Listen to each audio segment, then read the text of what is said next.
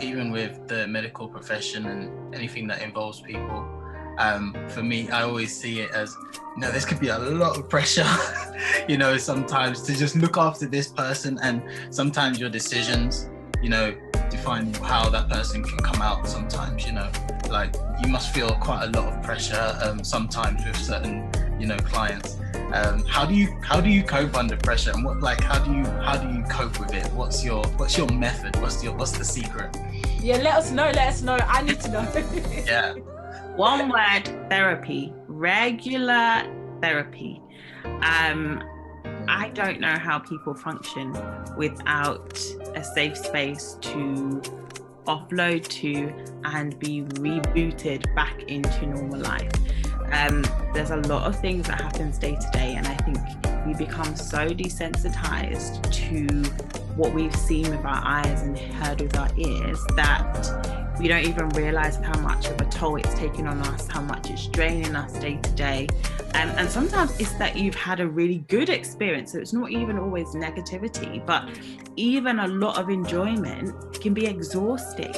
And to have a safe space to go to regularly, I think is hugely important, especially when you are in a caring profession, because my whole job role is about me taking other people's burdens and stress, turning it around and trying to make it positive.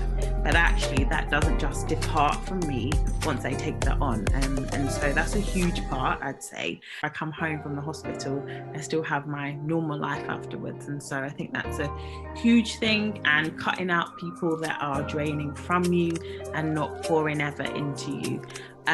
Because ultimately it's not sustainable long term. You can do it for short periods of time.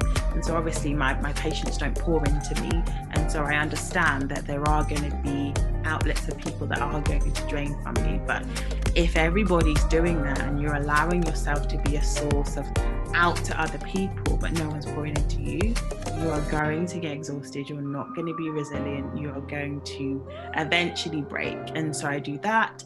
And then I find ways to detach so that I can have reset moments. So I love to travel when the world is open.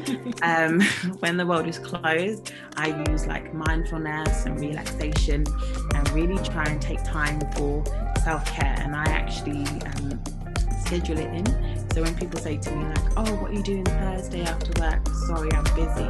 And I'm busy doing things for myself.